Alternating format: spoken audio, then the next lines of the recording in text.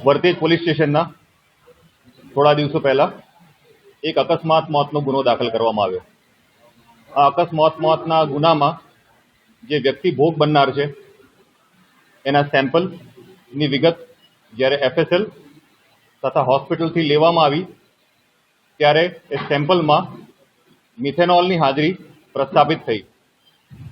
મિથેનોલની હાજરી પ્રસ્થાપિત થતાં વર્તેજ પોલીસ સ્ટેશનના આ એડીના આધારે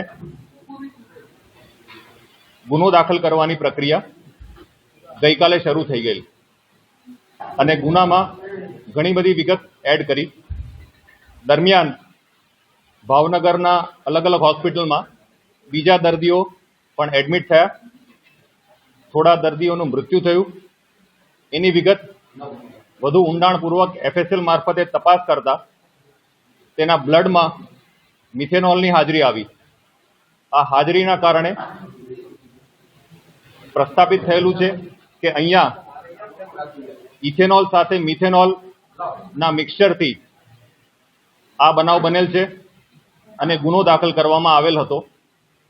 અને ડીજીપી શ્રી GS મલિક સરના આદેશથી સ્ટેટ મોનિટરિંગ સેલની ટીમો આ બનાવ બનેથી તાત્કાલિક આવી ગઈ અને ડીજીપી સરના આદેશથી આ ગુનાની તપાસ ગઈકાલે સ્ટેટ મોનિટરિંગ સેલના PI SM જાડેજા દ્વારા સંભાળી લીધેલ છે.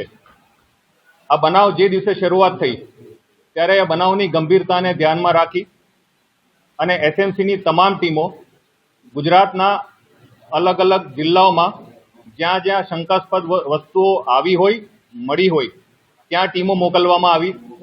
ઉપરાંત રાજ્ય બહાર પણ ઇન્ફોર્મેશનના આધારે SMCની ટીમો રવાના થઈ ગયેલ અને મધ્યપ્રદેશ, દિલ્હી એ જગ્યાઓ પર જ્યાંથી રો મટીરિયલ આવ્યાની શંકા હતી ત્યાં પણ SMCના અધિકારીઓ ટીમોની તાત્કાલિક રવાના કરવાની સૂચના આપી. રાજ્ય સરકાર અને ગુજરાત પોલીસ દ્વારા આ બનાવની ગંભીરતાને ધ્યાનમાં રાખી તાત્કાલિક ગુનો દાખલ કરવામાં આવ્યો છે.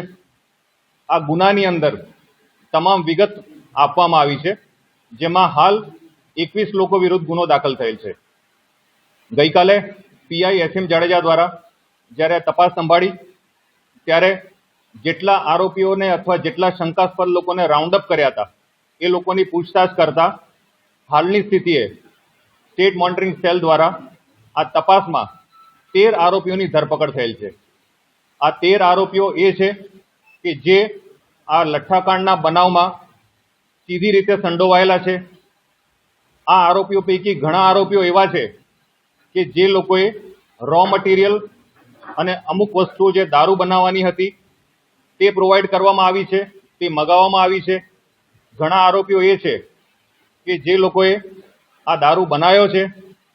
ઘણા બધા એ આરોપીઓ છે કે પોતાના નાના મોટા આર્થિક લાભ માટે આ આરોપીઓને સગવડો પૂરી પાડી છે. અને ઘણા આરોપીઓ એ છે કે જે આ દારૂ બન્યો એ દારૂ બન્યા બાદ એને ડિસ્ટ્રીબ્યુશન કર્યું છે, એનું વેચાણ કર્યું છે. પ્રાઇમરી આ લોકો જે આરોપીઓ પકડાયા છે એ પોતાના નાના મોટા આર્થિક લાભ માટે આ કૃત્ય કર્યું છે. ઉપરાંત જે અમારી ટીમો બહાર ગઈ હતી એમાંથી મધ્યપ્રદેશના ઉજ્જૈનથી જે આ બનાવમાં એક મુખ્ય આરોપી કહી શકાય એવા રઈસને ડિટેન કરીને લઈ આવ્યા છે. આ રઈસ છેલ્લા 1.5 મહિનાથી ભાવનગરમાં અને ગુજરાતના અલગ અલગ જગ્યાએ રહી અને કોમ્પ્રોમાઇઝડ ક્વોલિટીનો લીકર બનાવતો હોવાની હકીકત અમારા ધ્યાન ઉપર આવી છે.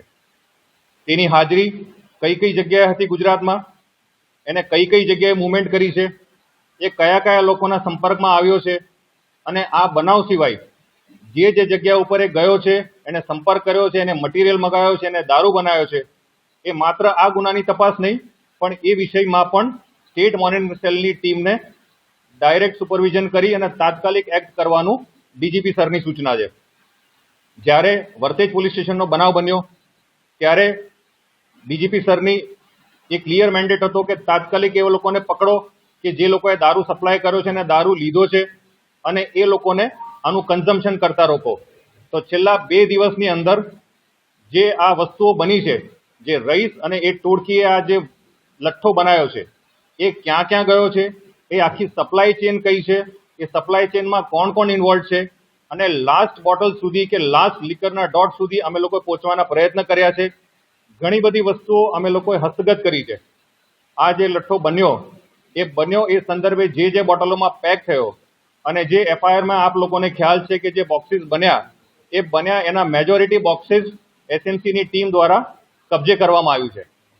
ઉપરાંત ગઈકાલ રાત્રે આ બોક્સીસ બન્યા સિવાય રઈસ, ગૌતમ, સારસ કે જે મેઇન વ્યક્તિઓ છે જેને બનાવ્યું છે એ લોકોએ જે જગ્યા ઉપર રેસિડ્યુ લીકર કે જે અનપેક લીકર હતો એ લીકર રાખેલો હતો એ પણ કબજે કર્યું છે.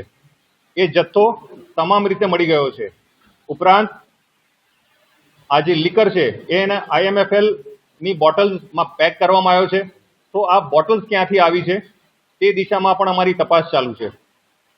ઉપરાંત એ બોટલ્સ ઉપરના જે સ્ટીકર્સ છે એ સ્ટીકર્સ એ ફોર્જ સ્ટીકર્સ છે, એ કંપનીના કોઈ ઓરિજિનલ સ્ટીકર નથી. તો સ્ટીકર ક્યાંથી પ્રિન્ટ થયું છે અને સ્ટીકર ક્યાંથી ટ્રાન્સપોર્ટ થયા છે એ દિશામાં અમારી તપાસ ચાલુ છે. ઉપરાંત આ બોટલ પેક કરવા માટે અને સીલ કરવા માટેના જે ઇક્વિપમેન્ટ્સ છે એ ઇક્વિપમેન્ટ્સ ક્યાંથી આવ્યા, કોણે આપ્યા એ દિશામાં ચાલુ છે. અને ગઈકાલ રાતની અંદર આ આરોપીઓ પૈકી ઘણા આરોપીઓ અને એના સગા સંબંધીઓએ આ પુરાવા નાશ કરવા માટેના પણ એફર્ટ કર્યા છે.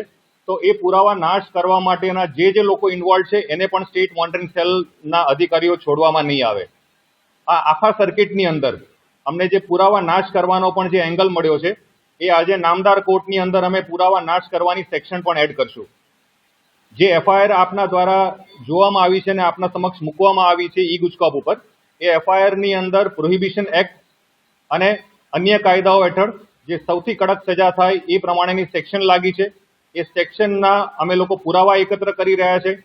અને આજે 13 આરોપીઓ છે એ 13 આરોપીઓને અમે નામદાર કોર્ટમાં રજૂ કરી અને એના રિમાન્ડની પ્રક્રિયા કરશું. રિમાન્ડની પ્રક્રિયા મેળવ્યા બાદ આ આરોપીઓ ગુજરાતની બહાર જે જગ્યાએ ગયા હશે, જે જગ્યા ઉપર એ લોકોના કોન્ટેક્ટ હશે અને એ લોકોએ જ્યાંથી રો મટીરિયલ લઈ આવ્યા છે એ તમામ દિશામાં અમે તપાસ કરીશું.